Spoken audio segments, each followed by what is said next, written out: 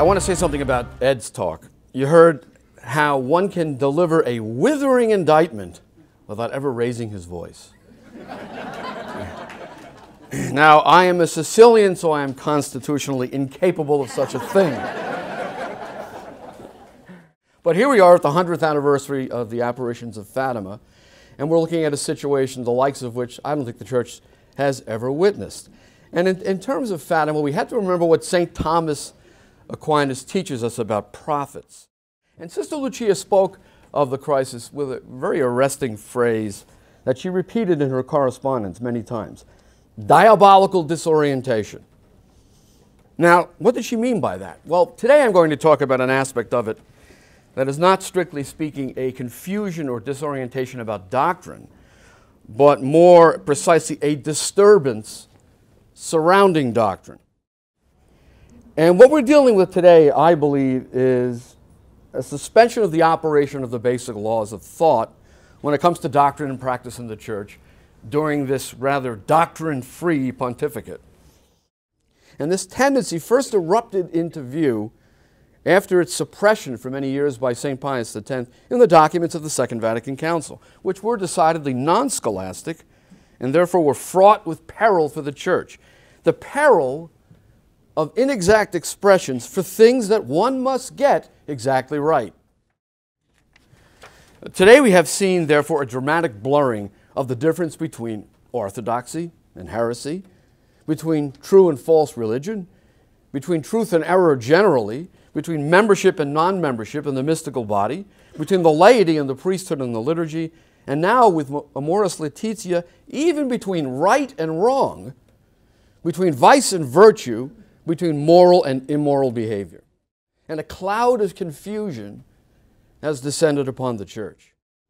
Exhibit A, Ecumenism. What in heaven's name does that word mean?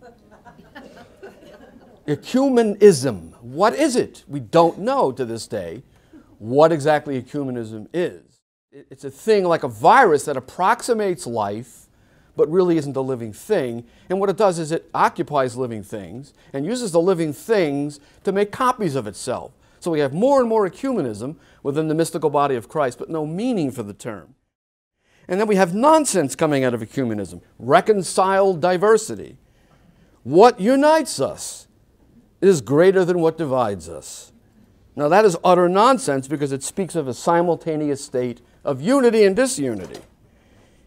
Unity and disunity violates the law of non-contradiction. What unites us is greater than what divides us. First of all, what divides us, so we're not united, okay? And furthermore, even what unites us divides us, because the things that supposedly unite us, we understand differently from Protestants. The God that they worship is not the God that we worship. The Christ that we honor is not the Christ that they follow. Their Christ is the American Jesus. The American Jesus says divorce is acceptable, and contraception is acceptable, and abortion in some cases, at least, is acceptable.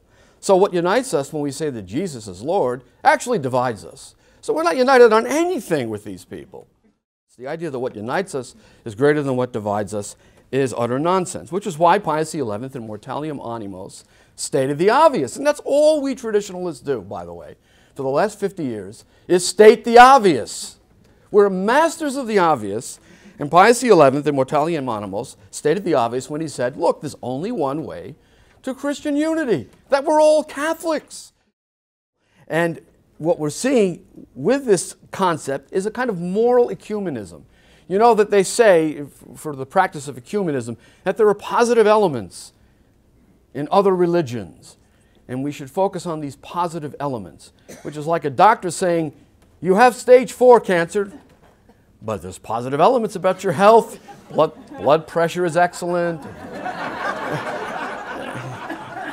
I'm liking that blood sugar reading. Now, Francis, on doctrinal development, has said something very interesting on another issue entirely, capital punishment. In a conference in Rome on the new evangelization, he declared that the death penalty is in itself contrary to the gospel. In se stessa contraria al Vangelo.